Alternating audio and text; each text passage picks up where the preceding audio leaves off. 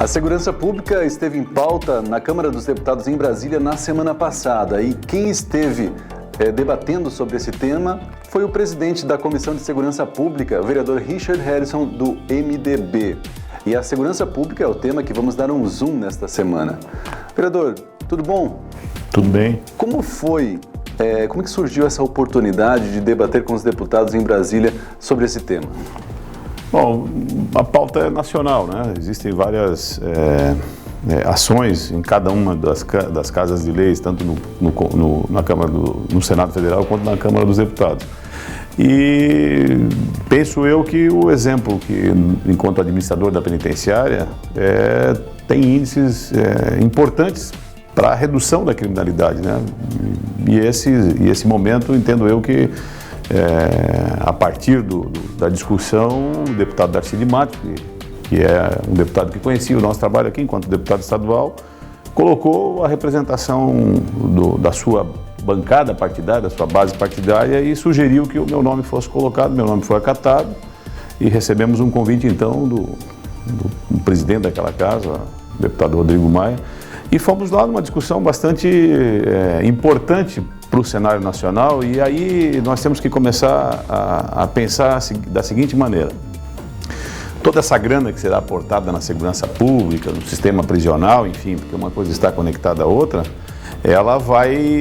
vão começar a se analisar quais são os caminhos e que formas que farão isso. E novamente, do que nós percebemos, talvez esse tenha sido um grande erro ao longo da história do nosso país, insistir num modelo nacional, sendo arbitrado ao Estado, pela Constituição Federal, essa condição de cuidar da segurança. Mas eu sempre tenho falado isso e tenho defendido muito isso, né, como especialista de segurança pública.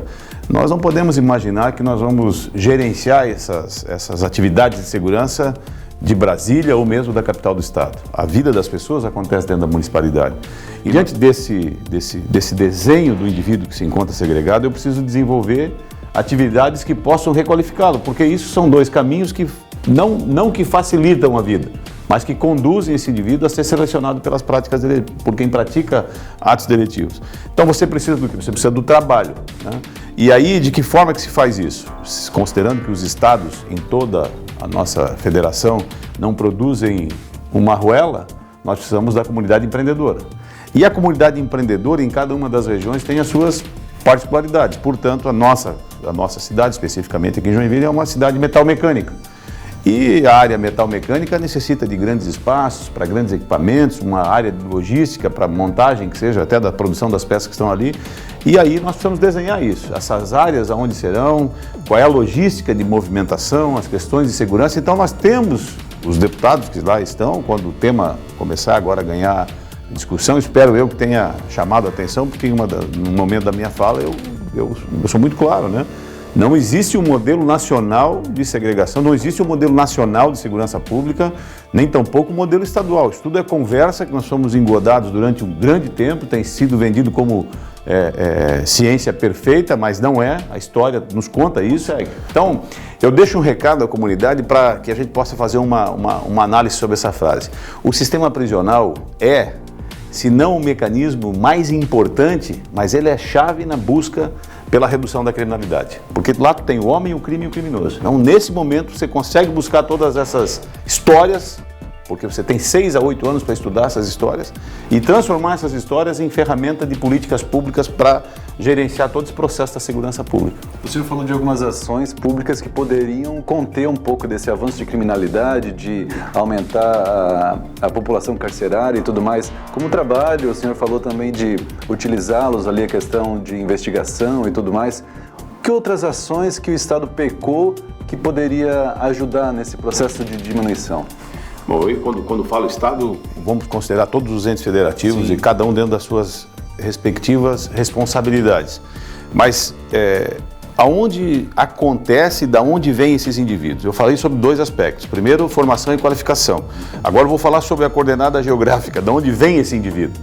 E nós temos que ser bem claros, não estou dizendo que a comunidade menos favorecida são bandidos, muito pelo contrário. São pessoas, são trabalhadores e lá estão a maior parte da economia, do trabalho, da motriz, né, do nosso município. Só que dentro do sistema prisional, quando eu faço análise de onde vêm esses indivíduos, todos da periferia.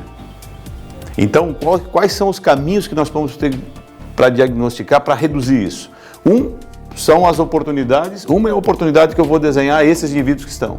E a outra é a oportunidade que eu vou desenvolver para que não venham para esse sistema. E qual é o caminho disso? É formação, qualificação, integralidade de período, um processo gerencial de educação que possa rapidamente conectar esse indivíduo aos modais de trabalho, sejam eles quais forem, desde que não sejam ilícitos. E nós estamos enfraquecendo nesse momento.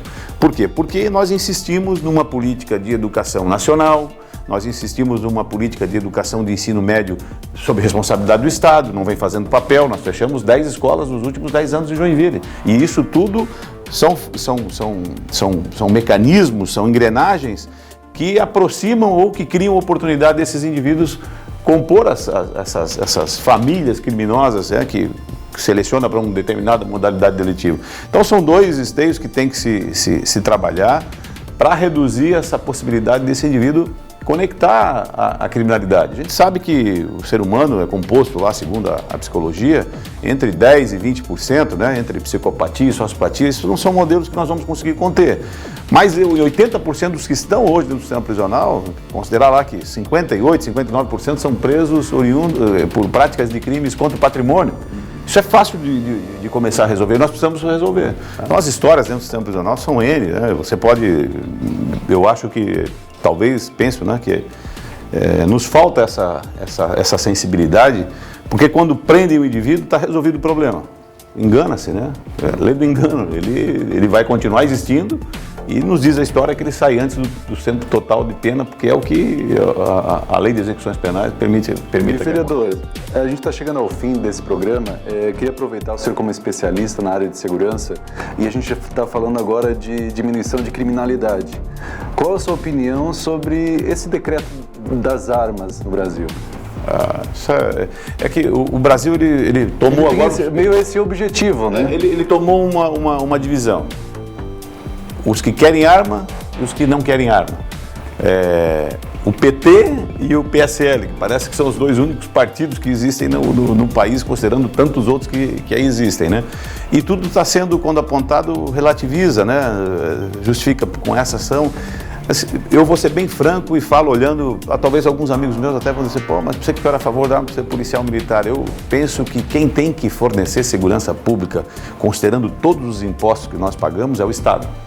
E aí pode ser no município, através da Guarda Municipal, pode ser no Estado, através da Polícia Militar, pode ser na União, através da Polícia Civil. Mas quem tem que andar armado para mim, nos defendendo, são esses indivíduos. E se não está funcionando como deveria, e aí eu concordo, e é legítimo o sentimento da população, talvez a busca da arma seja a defesa e criar uma segurança para si, engana-se quem pensa que isso vai acontecer. Não vai acontecer, né? Até algumas figuras aí ilustres do país, quando tiveram armados, foram rendidos e levaram as suas armas, né? E isso é bom que se diga. Então você pode criar ainda uma oportunidade para armar esse outro segmento deletivo. Mas a arma, ela é função do Estado, quem tem que estar armado é o Estado. Isso não quer dizer, por exemplo, eu entendo que, aí eu vou ler aqui uma frase constitucional, o lar é asilo inviolável do indivíduo, não podendo nele ninguém entrar sem que haja prática de um crime ou por um mandado de prisão, ponto.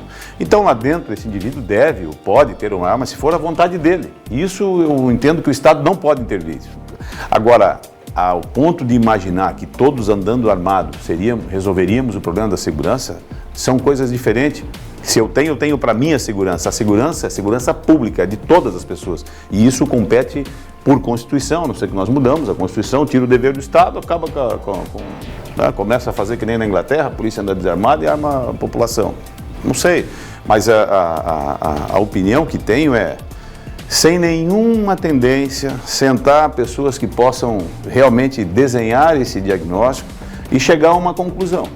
Porque, veja, se nós vamos dar arma para todo mundo, a Câmara de Vereadores pode ou não pode andar armado? Imagina os nossos legisladores aqui discutindo ações, ou como está o Congresso Federal, um xingando o outro, deputado empurrando deputado, todos armados. Ah, não, então vamos ter que deixar a arma de fora. Aí nós criamos um outro problema, vamos criar uma logística, vai ter que ter um prédio para guardar essas armas, quando eu sair eu posso andar armado. Pô, mas então se você não consegue ir para um embate, aonde existe uma discussão que pode acalorar, você tem que deixar a arma para não poder andar armado, então o conceito de andar armado não está legal. Ou vamos lá para um campo do JEC. Todo mundo com as suas armas vai para o estádio estádio do futebol lá, com, sei lá, 20 mil pessoas dentro. Não, eu vim armado. Não, tem que deixar no carro. E volta no carro, o carro não está, levaram a arma. Ou eu vou ter que criar um espaço, mais ou menos de, sei lá, o tamanho para guardar essas armas em um cofre para quando eu sair do campo, depois de tomar uma meia dúzia de cerveja, ir lá buscar a minha arma, sabe? São coisas assim que a gente tem que ter muita clareza. Não é só resolvendo de decreto, sabe? Porque isso, na cabeça de uma pessoa, para ele pode estar resolvido. Mas nós somos 207 milhões de brasileiros, cada um com o seu pensamento, cada um com o seu conjunto de ideias. E, de repente, eu quero deixar só um recadinho para dizer o seguinte.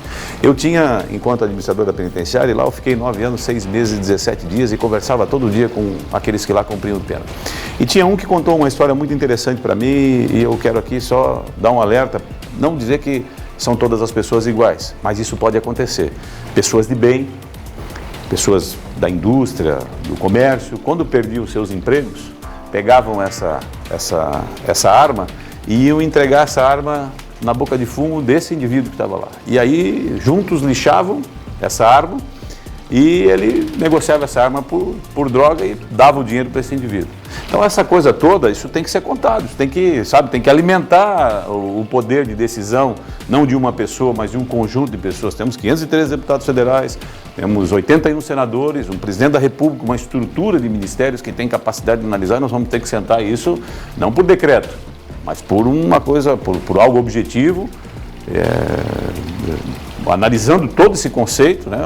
Uma arma custa o preço de um carro que pode me levar para o trabalho, custa o preço de uma moto que pode me levar ao trabalho. Nós temos aí 14 milhões de desempregados, está em qualquer estatística aí, e há mais de 2 anos são 32 milhões de desempregados que não têm carteira registrada há mais de 2 anos.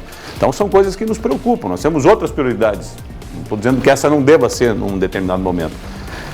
Mas se a desculpa para se armar é a segurança pública, então vamos resolver a segurança pública. É essa que eu preciso resolver, é essa que eu tenho. Porque eu não posso contar que eu, armado, vou cuidar da filha de alguém que está sendo, de repente, assaltada no colégio. Isso é missão pública, isso é missão do Estado. O Estado tem que se preparar para essa coisa acontecer. O que eu vejo hoje como munícipe é que nós deveríamos estar agora, nesse momento, discutindo realmente a questão da municipalização, para resolver o problema da segurança pública, da educação, da saúde, da infraestrutura e da vida dos munícipes. Vereador, muito obrigado pela sua presença e pelos esclarecimentos. Obrigado, eu que agradeço. Excelente, então. Nesta edição, a gente falou sobre segurança pública. Na próxima semana, o Zoom vai falar de outro tema. Nós aguardamos você. Até lá!